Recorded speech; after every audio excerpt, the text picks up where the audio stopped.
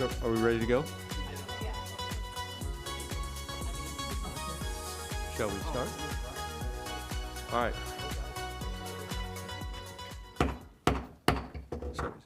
So let's call the meeting to order. It is a little bit after 6:30 on June 12th. This is the WestCat meeting. So can we have a Pledge of Allegiance, please? I pledge allegiance to the flag of the United States of America and to the republic for which it stands, one nation, under God, indivisible, with liberty and justice for all. All right. Would anybody like to approve the agenda? So moved. A second. We have a motion and a second. All those in favor? Aye. Anyone opposed? Anyone would like to abstain? All right. Do we have any public communications? You look confused. Is everything all right? Attendance? Yeah, well, let's do that then. You're supposed to just yell, stop. Here. Tom Hansen. Here. Heidi Swillinger. Here. Tiffany Grimsley. Present. Dion Bailey. Here. Our new board member. Yeah.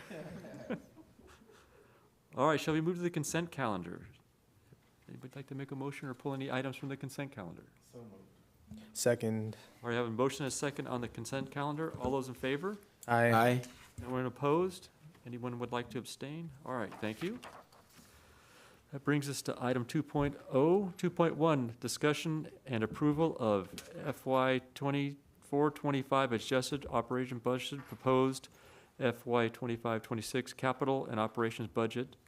General Manager. Thank you.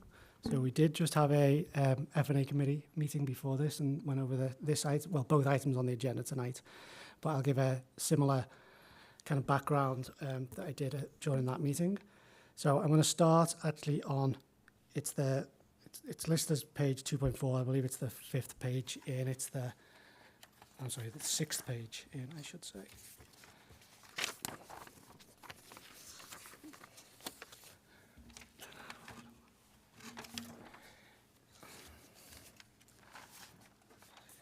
Sorry, it is page 5. So it's the page that's the FY 2026 proposed budget operating revenues.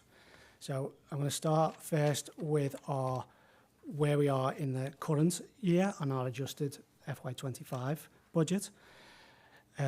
So if we start at the top, I'm going to compare the first two columns just to go over some of the differences that have gone on since the board approved the budget this time last year.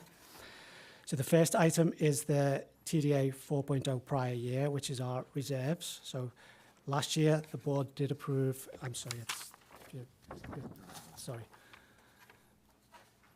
in the budget, so it's in,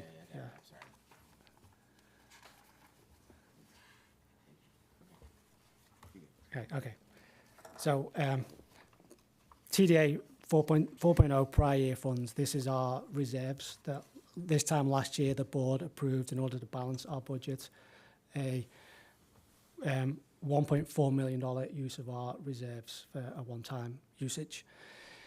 I'm pleased to say that we did not actually need to use those funds in this year, so we did not draw those funds down, so they remain as part of our budget. As our reserve balance. The rest of our revenues came in slightly higher in a number of cases than we anticipated. We received a little bit additional in regular TDA funds. We received additional money in our SDA and our SDA funds. We received quite a lot of additional funds. And then,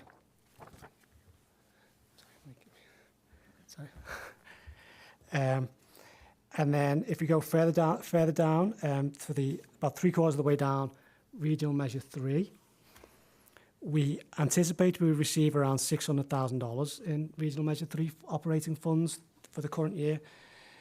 We actually received $2.5 million in funding through the MTC process. That does go down again next year. They kind of front-loaded very slightly our funding. And then the other number worth noting is the BART feeder bus deferred funds. These are funds that of $789,000. These are funds that we've had on our books for 10, 12 years since BART were late paying us our feeder-bus funds 1 year back. I think it was around 2010 or 2011.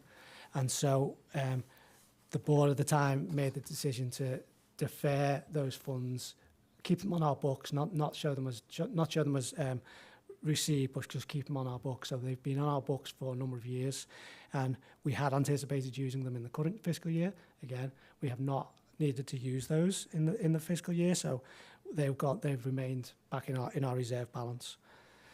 So again, comparing the first two columns, we did anticipate that our expenses would be $15.5 million. Our expenses that we are projecting based on our through the end of the third quarter are actually only $4.9 million.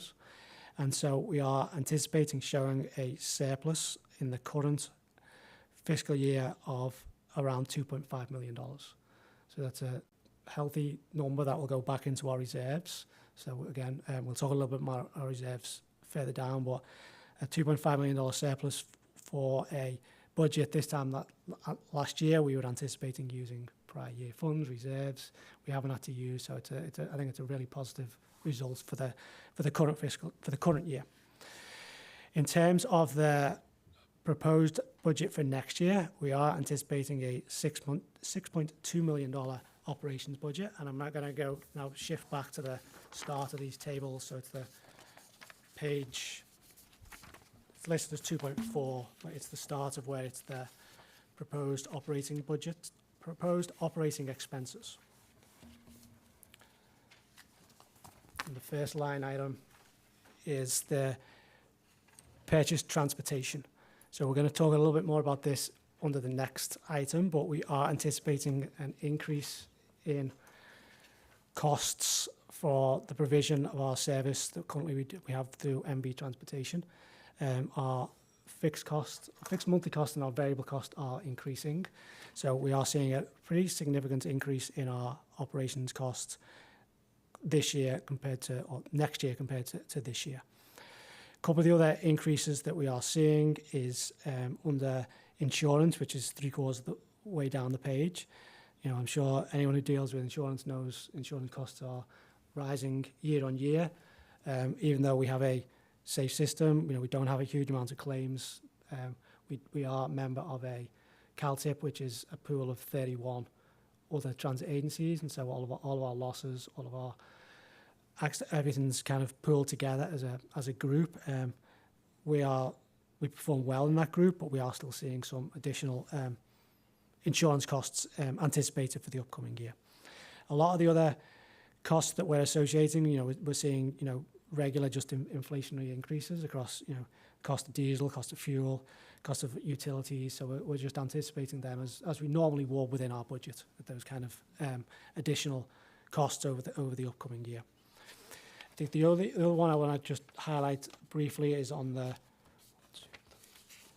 fourth page of this, and it's under general administration, and it's the fringe and the benefit line items, because they do show, you know, increases in costs. And again, I think they're just unfortunate, the realities of doing business, of, you know, salaries increase, associated health benefits, all of the other fringe benefits, they all kind of increase at a higher rate at that. So that is reflected in our anticipated expenses for the upcoming year.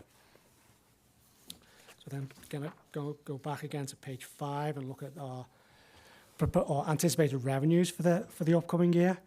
I'm going to start towards the bottom. The BART feeder bus deferred funds that we didn't use this year, we are anticipating that we will need to use them in the upcoming year.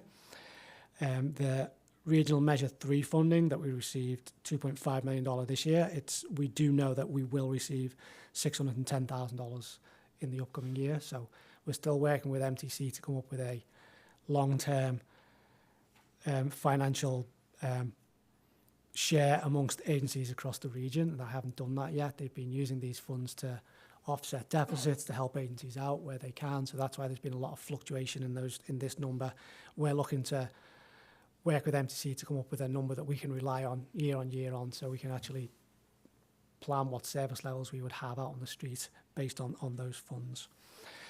The Measure J, we worked with the CCTA on potential projections of Measure J funds. They told us to anticipate that that funding will be flat current year to next year, so we've just kind of flatlined those numbers across the board. The STA numbers are a little bit not quite based on, we're not seeing a 50% decrease in STA funding. We received additional STA funding in the current year.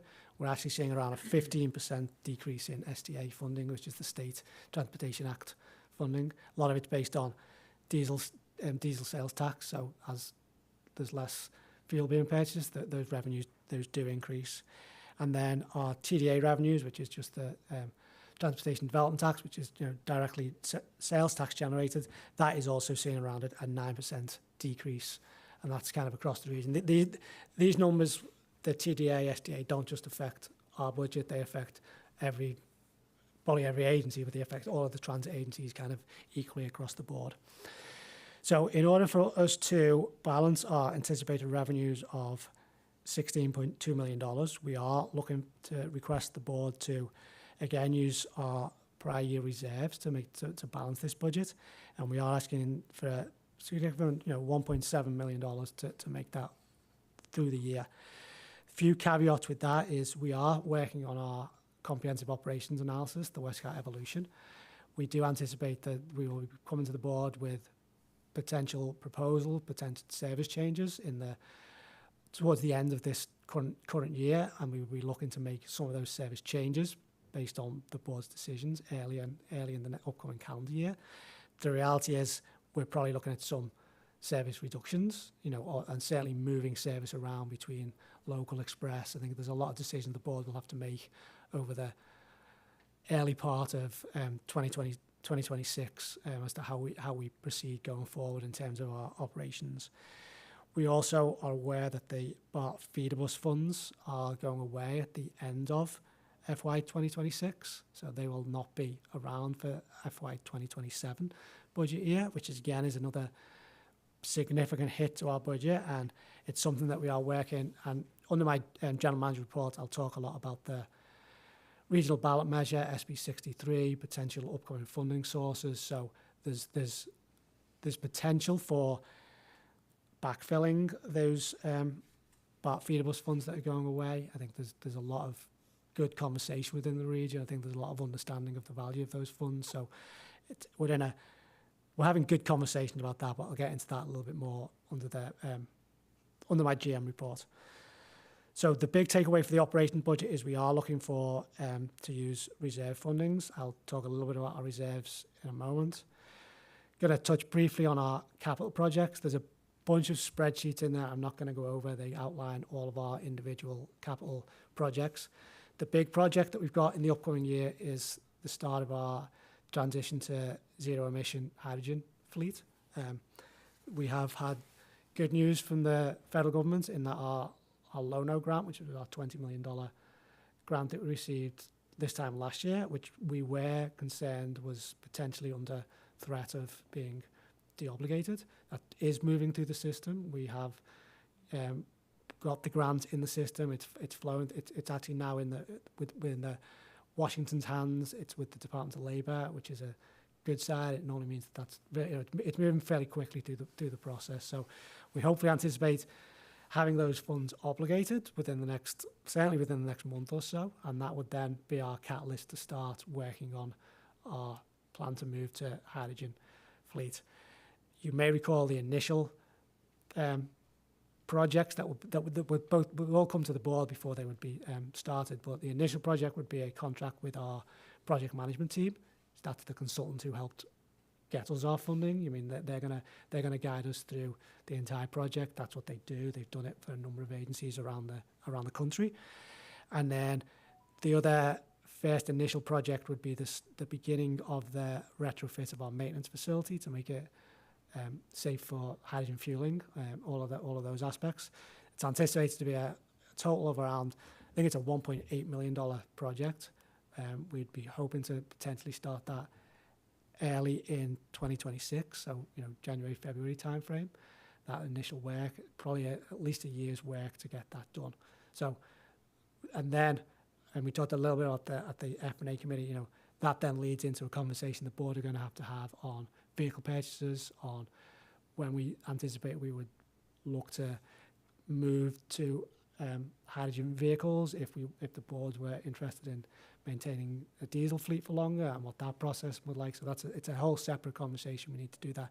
And I say that to remind the board that Gaelic, who we have traditionally bought our local vehicles from, who we had planned to work with on hydrogen vehicles, have decided to remove themselves entirely from the hydrogen market. So they are not going to be producing hydrogen vehicles anytime soon. Originally, they were putting a pause on it, but in the last month and a half, they've come out publicly and said they have completely abandoned their plan to move to hydrogen at this point.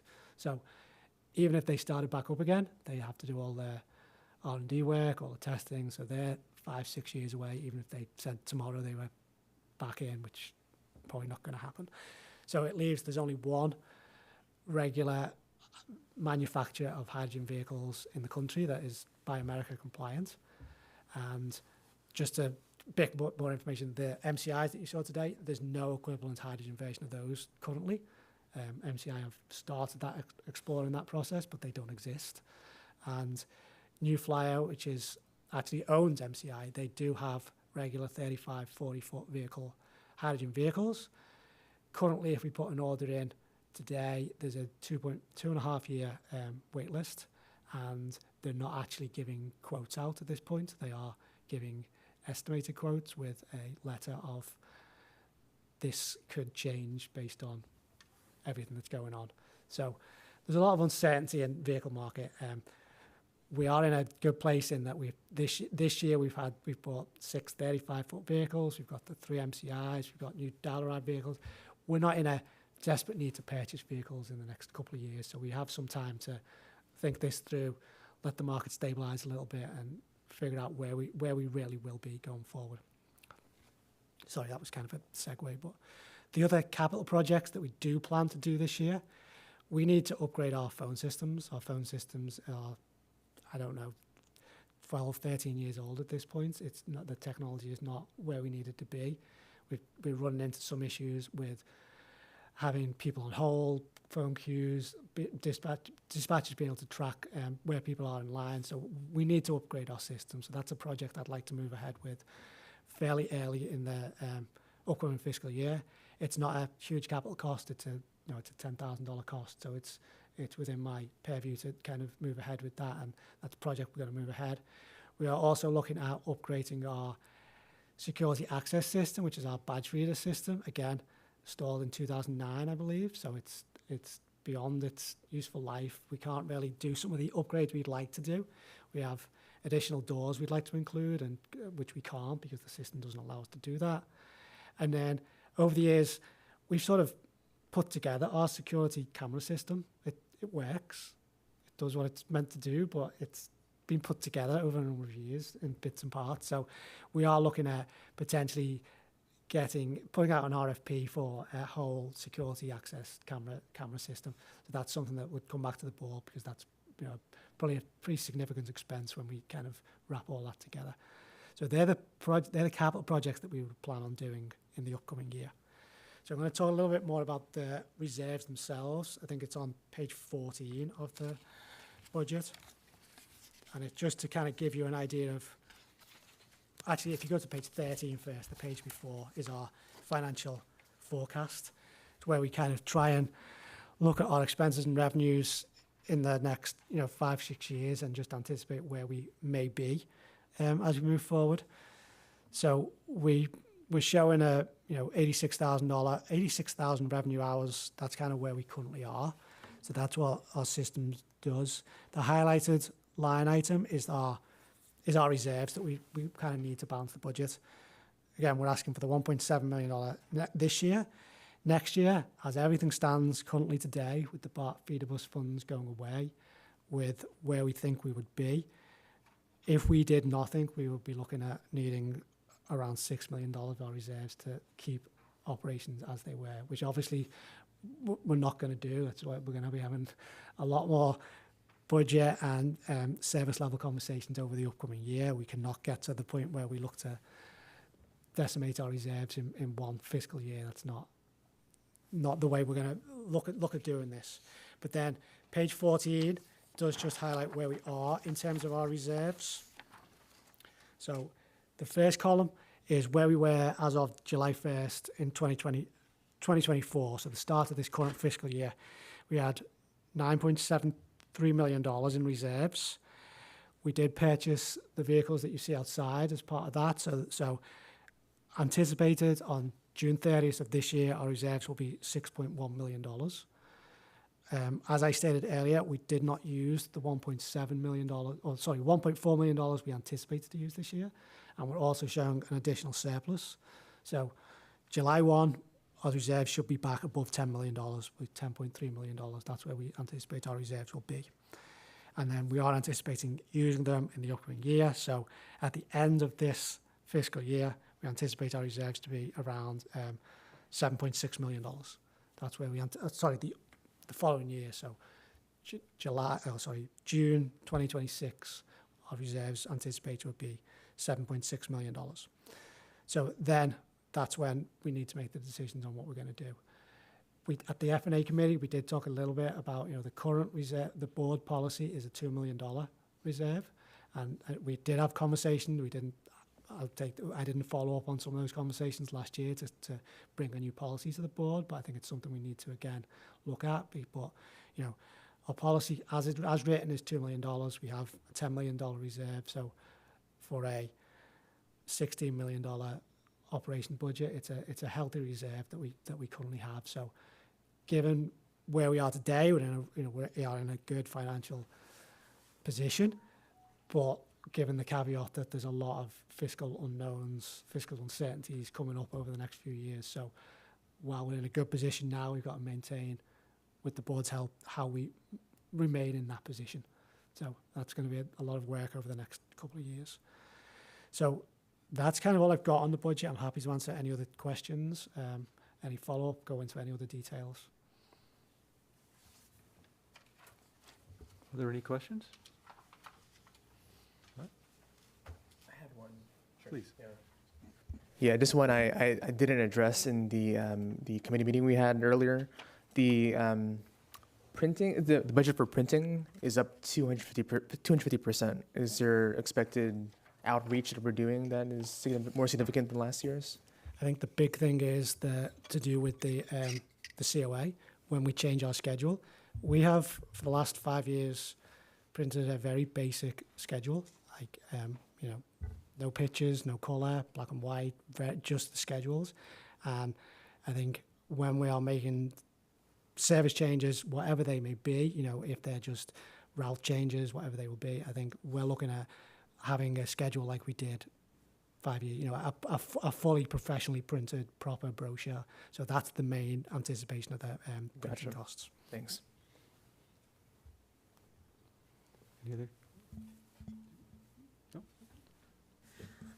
If there are no other questions, the F&A committee is in agreement and would like to make a motion to approve. Second. We have a motion and a second. All those in favor? Aye. Anyone opposed? Anyone like to abstain? All right, thank you. Shall we go to item 2.2? Consideration and approval of Amendment 4 of the agreement with Public Transportation Services between WIC WCCTA and MV Transportation to extend the agreement term through June 30th, 2026, and establish a new variable and fixed rate. Mr. General Manager. So there is a staff report here, and I will just caveat this by everything we're going to talk about was included in the budget. These anticipated cost increases were included in our anticipated budget. So we are just looking to move ahead with this amendment. This is the fourth amendment to our agreement with MV. This will take us, we're currently in our last contractually obligated year, which is our 5th year of the contract. We're going to enter it, there are 2 option years that are completely at WestCat's discretion. So we have worked with MB, with their team, to come up with the proposal for this first extension year.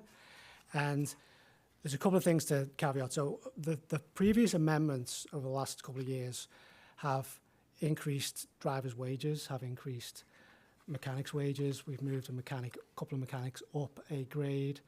There's been salary increases for road supervisors, non-union represented employees. So they've been taken care of in the first three amendments. This amendment takes into effect the union agreement with the drivers, has a salary increase built into that. The maintenance and the utilities have recently entered into a union agreement with a union, and so MV have had their negotiations with the union around maintenance wages. So, and then there's also been a little bit of a clear up over the last couple of years of some of the amendments that the board have approved for salary increases didn't quite capture some of the anticipated benefit costs to MV for some of those employees. So MV have basically eaten those costs for the last number of years. So they're kind of asking for not to go backwards. They're not looking to go backwards. They're just saying, okay, we made a mistake. Can we make, here's the number the number that it really costing us in the upcoming year. So I think in terms of just having a great relationship with MV and keeping that, I think that our approach was to try and work through that. And, you know, the initial number MV gave us is not the number you're seeing tonight, I'll say that. We know there was a lot of negotiation, and we kind of came down to a number that I felt comfortable presenting to the board, because they are still significant increases in year on year of both of our fixed costs, which is our monthly fixed cost, which covers all of the management side, all the dispatches, all the maintenance costs, and the hourly rate, which covers the driver's costs. I do want to correct one item on the staff report. The number is, I don't know how it wasn't caught by the amount of people who read this, but it was not caught. So the number for the, and I take the blame for that, no one else, by the way. So the cost for the fixed route, which is about three quarters down, the number should actually read, I can't find it now.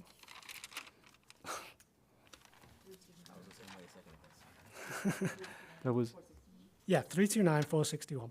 that's on the 1.1 handout. Yes.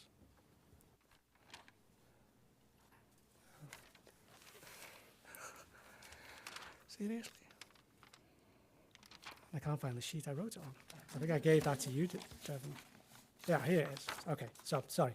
So the fixed monthly cost, it will increase from $301,115,000 to $329,464. So it's not a $49,000 monthly increase. It's a $28,000 monthly increase. So it does make a difference to those costs. And the correct numbers were referenced in the budget and are referenced in the actual amendment themselves. It was just a mistake on the staff report. So we are looking, again, this was discussed at the F&A committee. You know, we are coming to the end of our contract with MV, our original contract signed in 2020 when they made projections on what cost would be 5 years, 6 years down the road. Obviously, they didn't quite pan out that way, which is often the case. But one of the other, I think, things to mention is if we went out to bid tomorrow, which is what one of the other agencies, Labda, recently did, they saw a 24% increase in costs based on end of their contract. Following, July 1, their costs go up 24%. This gives us a little bit of a stepping stone in that process. We're taking care of a few things now in this year, so we're not going to, in 2 years' time or next year, we're not going to see a 20% increase. It's going to be a little bit more manageable. So I think I personally, I'm recommending, I think it's a sensible approach to do it this way. We've worked collaboratively with MV to kind of come up with these numbers. There's no profit, there's no overhead in these numbers. These are numbers that are directly related to wages and benefits. I mean, it's the numbers that MV presented to us are pretty clear in. These are directly going to our team on the street, basically. Our drivers, our maintenance team, our dispatchers. So that's where these increases are going. And given the issues that every transit agency's had in retention over the last few years, I mean, I think it's important for us to maintain and keep the drivers, keep the mechanics, keep the people that we value, the people that we're MV are, training to perform the service on WestCat's behalf, to keep them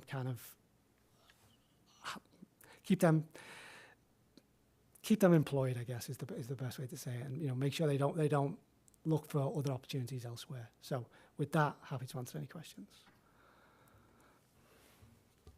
Any questions? Did we have anybody from MV join us? We did not. I was hoping that, I know there were a couple of conflicts, but I was hoping that someone would. But no, I mean, Bob is here, who's the on-site general manager, but the corporate team were not able to join, no. So, any questions? No? Everybody good? Make a motion that we accept, or that we approve amendment number 4 to the contract. I think that there was a dollar difference in the agenda report, but that number should in fact be 300, I'm scrolling. 329, 464.05 is the difference there. So yeah, that's my motion. Second that. All right, there's a motion and a second. All those in favor? Aye. Anyone opposed? Any abstentions? All right, thank you very much. That brings us to committee reports, general manager's report.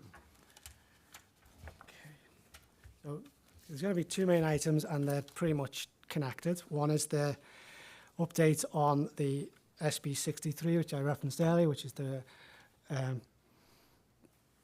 legislative act to enable either 3, 4, or 5 counties of the Bay Area to go out for a regional ballot measure for transit operations funding. And there's been a lot of work done behind the scenes on that. A lot of work, I have to say, by the CMAs, so in particular, in our case, CCTA.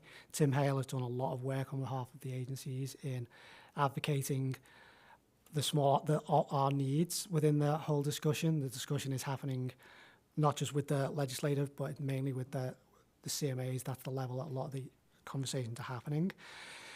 The current proposal on the table, which is still being worked on, is that there has been a recognition that the feeder bus funds are going away. They're an important part of the regional network. And so while it's important to fund the deficits for BART, Muni, AC Transit, BTA, Samtrans, all the large guys, it's also important to recognise that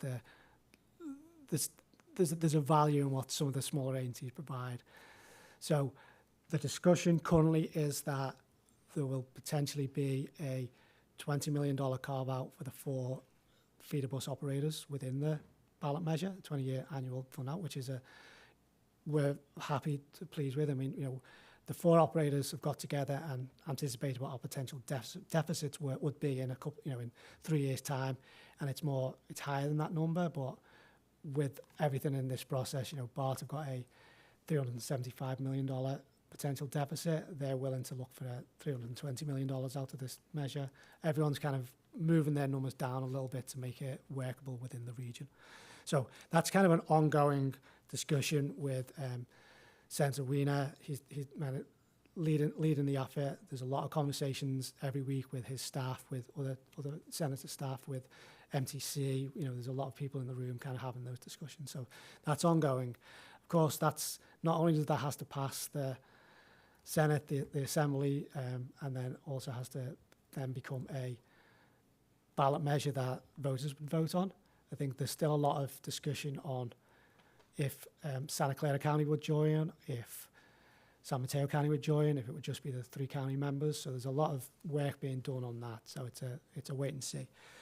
But the reason why it's kind of related to the second item, and this is the item that I shared to the board members yesterday, I believe. It's the Joint Legislative Audit Committee. Senator Wahab, who's based in Alameda County, has requested an audit she initially, we believe, requested an audit of all 27 transit operators with a view to consolidation. I think the audit committee talked her down from that, and her current proposal is 6 operators. I'm going to read, I did share I shared the letter that she sent to the committee. I shared the letter that the 6 affected operators, it's AC Transit, Union City, Labda, County Connection, Tri-Delta, and ourselves. So the potential would be the state would do an audit of our systems, our revenues, our operations, and potentially propose a way to consolidate the 6 agencies. So there's a lot of, obviously, concern around that, and there's a lot of work on that. We have met with 7 of the committee members or their staff at this point and had pretty positive conversations with them, who are going to be voting on if this audit kind of moves ahead. So that hearing happens next Wednesday. I'm actually going to read, this is directly from our lobbyist. This is the update that he gave me. So it just kind of gives the background. So I'll just kind of share this. So Senator Wahab has requested an audit of East Bay Transit Agency's administrative oversight via the Joint Legislative Audit Committee. The audit request is scheduled to be considered by the committee at the June 18th hearing, where agencies subject to the audit, including WestCat, will be given an opportunity to testify. That's a 2-minute opportunity to testify, and provide their perspective on the request. Our lobbyist has been working with WestCat staff and collaborating with the other East Bay operators to coordinate a response to the requested draft, which I shared with you. So the scope of the requested audit is broad and veers into policy-related questions which the Senator has previously attempted to advance via legislative, including the amendments to last year's SB 1031 bill. While the request asks the auditor to examine the financial condition of WestCat, County Connection, Tri-Delta, AC Transit, Union City and LAVDA, it also seeks to review the issues related to route planning, coordination of services, transfers and ridership levels. The Senator's request also asks the auditor to speculate on the likely financial condition of a single transit agency for local bus services within Contra Costa County and a single transit agency for bus services within Alameda County, and to investigate the legal and practical implications of combining existing bus operators. The committee is comprised of Assembly members and senators. It is chaired by a freshman Assembly member from LA. The only Bay Area members on the committee are Senator Cortese and Senator Becker. So if the audit is approved by the committee on June 18th, the auditor's office would move to complete the audit as quickly as it could, as it's scheduled time-wise. The committee could deny the request, or it could push the request over to a subsequent agenda. There are 13 audit requests at the subcommittee next Wednesday. So we believe that normally they tend to move ahead with these audits. They don't tend to request that they are, removed unless the author of the request actually makes that recommendation. So we've been doing a lot of work. There's 6 operators. There's 4 different lobbying firms between us, so we've got a lot of people working on this. We, the general managers, have had meetings with 7 of the staff. Our lobbyists have had meetings with all of our staff, or all of the members who are on the committee. I know Labour's also been involved in discussions with all of the members of the committee and with Senator Wahab herself. So there's a lot of work being done on this. So next Wednesday, we all are going up there. We all have, say, 2 minutes to testify and then potentially answer any questions. One of the big ways that we're trying to push back about this, and something that seems to have resonated a lot with the legislative staff that we've met with, is everything that's been asked within this audit is stuff that we're either doing or we're working with MTC to do going forward. We are working on coordination. We are working on improving on-time performance. We're working on improving the experience for riders. We've got the fare integration with the Clipper system. The 4 East Bay operators that we always talk about, we've already done the one-seat ride program to improve service for the disabled community in terms of not having to transfer between systems. Our fares have been integrated since 2015. So we're trying to push back a little bit and say, okay, in some ways we're saying, okay, if this goes ahead, we're just going to give you all this information because we're already doing it. So why are we asking the state to spend, I believe the number I heard today was $750,000 on this audit, and however much time that consumes, how much staff time that is going to consume within our individual agencies, to have a state audit come in and ask my 10 staff that I have to kind of provide all of this information. It's a lot of information. So we're trying to really hopefully work with the committee to push this request away, but the reality is, if it moves ahead, we're going to just give them all the data that they want and say, okay, well, we're doing a good job. You know, we've also been bringing up the 5 previous consolidation studies that have gone on. There's the 87, 89, 94, 2004, 2014. So we have copies of them. We're providing that information to anyone who asks it. The conclusions have always been it doesn't make any sense, because the reality is, because of the way labour law is written, if all of our agencies combined, the cost for service would be what AC Transit is, which is almost double ours. There was a calculation one of the general managers did. The 5 non-AC Transits to the 4 smaller operators in Union City, there would be a 48% reduction in service based on what the cost of service would be within our communities. I mean, you know, it may not quite pan out to that level, but that's the level of potential reduction would be if we were paying AC Transit's labour costs to provide our service. So the reason why it kind of ties into SB 63, it's another angle we've been pushing, and again, seems to resonate with, certainly with the legislative staff, is the region needs to pass SB 63. We need funding for, not just for us as a small agency, but for all of the large agencies. You know, there is a real fiscal cliff on the horizon. You know, it's closer for others to, you know, but SB 63 is our current vehicle for getting us through the next 10 years. That's what we're working towards. Having a state audit of 6 of the agencies who are asking for funds isn't a great look. I mean, normally audits are done for reasons of fraud, you know, malfeasance. I mean, there's a reason why you normally do audits. That's not the case here. They're doing an audit for seemingly political reasons. I mean, that seems to be the motivation. So, but even so, if we're trying to ask voters to pass SB, you know, or pass the regional ballot measure, and 6 of the agencies have got a state audit going on, it's not a good look. So we've also got concerns about that, and you know, so I think we're working. The operators and our lobbyists are working with our the members of the committee, but our lobbyists are also doing a lot of work with the whole East Bay legislative delegation. So you know, we are talking to, asking Assemblymember Wicks, you know, everyone to kind of weigh in and talk to any of these members that they have relationships with, just to kind of have this. The other thing that's a little unusual in this request is Senator Wahab does have direct, you know, she is the senator for a large portion of AC Transit service area and for Union Cities. She has no, you know, ourselves, County Connection, Tri-Delta, Labda, we're not within her district.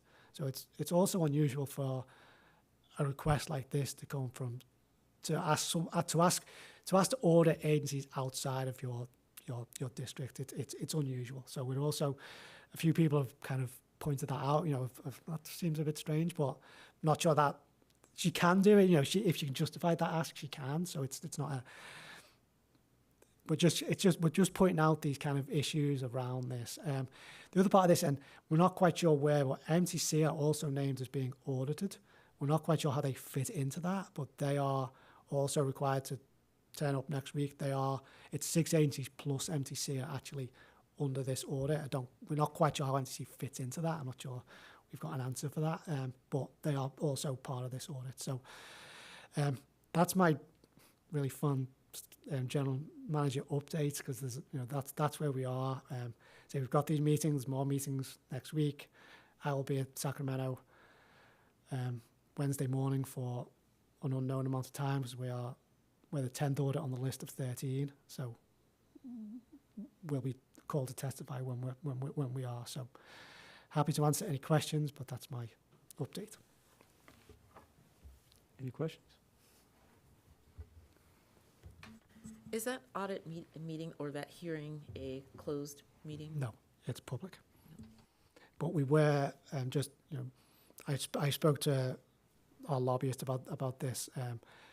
The likelihood is, if too many people turn up to give public comment, there will be no public comment. It will just be a I agree or don't agree kind of thing. At the most, it would be a 1-minute public comment. So I certainly wouldn't. I'm not going to or ask anyone to go up to a hearing that I say we're 10th on the list. Each audit is probably going to take 30 to 40 minutes to get through, so that's an unknown time. So, but yes, it is open to the public. That's your complete, General Manager? That's All right, thank you.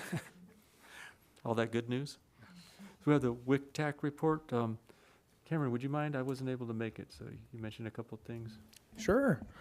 In our last WICTAC meeting, some of the regular agenda items that we covered was the Contra Costa County Integrated Transit Plan, the ITP.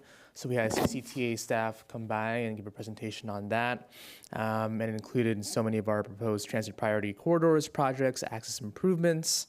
And the second one that we had presentation was on State Route 4 corridor vision study. So they had the entire document that was presented to us. And it included a bundle of projects related to the Hercules Hub and the Hercules Transit Center, as well as some of the projects that are prioritized given their safety, innovation, equity, things related to that, and just really want to improve transit on that corridor. So that was a really great presentation from staff there. We went over our draft fiscal year 2026 work program budget and dues, and I think one thing worth mentioning there is that member agency dues is proposed to be increased by 2.7%, which is consistent with the CPI increase in the area. And then lastly, we had a resolution that was authored by Vice Chair Saltzman out of El Cerrito to support public transit funding, as well as SB 63, which we had mentioned earlier as well. So that passed unanimously. And I think a lot of our representatives who serve on cities as well are trying to pass a similar resolution in each of our cities. So that was a little bit of what happened in WICTAC last meeting. All right, thank you. Any questions? All right, thank you. Do we have any correspondence? None. We have none. All right, board communications or items for future meetings? Oh, I just wanted to say that I wanted to give a special shout out to the WestCat staff. June 2nd was the Hercules Cultural Festival, and there was a shuttle bus, which I was driving, and a lot of the passengers actually happened to be WestCat employees that took that shuttle, so that was kind of exciting. And there was a few people that took the bus from wherever it was, be it Richmond or Pinole somewhere, and made it to the cultural festival via WestCat, so that was really cool to see. And I think it made me so happy and proud of the staff and the people, the bus drivers, one of the supervisors I saw on site. I think it would be a great idea. I mean, if it's just me, it'll be just me, but I would love to do like an employee appreciation day where maybe it's hamburgers or hot dogs, or I don't know, something simple where I'm serving you or something. I just wanted to take a moment to thank the staff and the drivers and the whole team for a job well done and what you guys are doing for pedestrians and ridership. thank you. Any other communications? All right, would anybody like to adjourn? Motion to adjourn? All right, thank you very much, everybody. Thank Open you. your feet. We will get back together here on Thursday, July 10th. See you then. Thank you. Thank you.